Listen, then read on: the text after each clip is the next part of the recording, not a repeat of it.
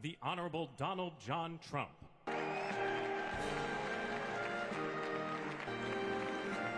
I, Donald John Trump, do solemnly swear.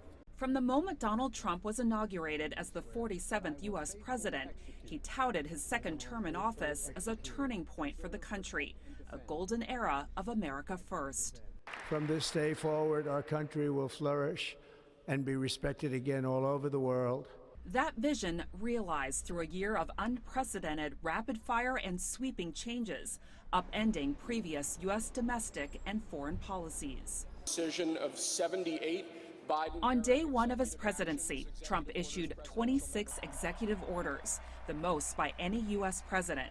By close to year's end, he would sign more than 200.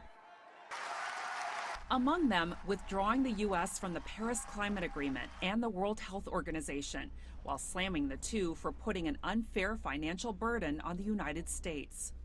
The Trump administration also trying to level the playing field with punishing tariffs on dozens of countries, including longtime allies Canada and Mexico. The southern neighbor also a target on the issue of immigration. Trump declared a national emergency at the southern border, ordering troops to seal it off and increasing the number of detention centers. Trump would also target undocumented workers living in the U.S. with large-scale raids, the move sparking accusations of violent and heavy-handed tactics by enforcement officers and fueling massive protests in Los Angeles, prompting Trump to deploy thousands of National Guard troops, another unprecedented move for a U.S. president.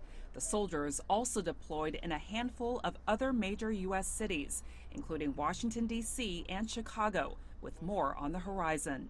After the shooting of 2 National Guard troops in Washington, D.C. and the arrest of an Afghan national, the White House announced it would expand a travel ban to more than 30 nations from what he called the Third World in order to protect against foreign terrorists and other security threats.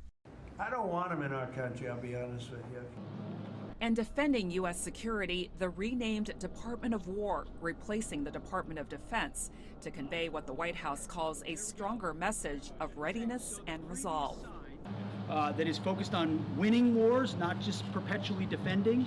The U.S. flexing that military might in the Caribbean and Eastern Pacific Ocean, firing at boats reportedly carrying drugs and killing dozens. The strikes causing controversy for allegedly violating international law. And another defining moment, the longest shutdown of the federal government in U.S. history, as Democrats and Republicans created a partisan gridlock for 43 days, clashing over health care subsidies for millions of Americans. And going into 2026, all eyes will be on the midterm elections, which will determine the balance of power in Congress and whether Trump can move his agenda forward. It will be a litmus test for the U.S. president to see whether his base will stay intact. Frances Coe, CGTN, Washington.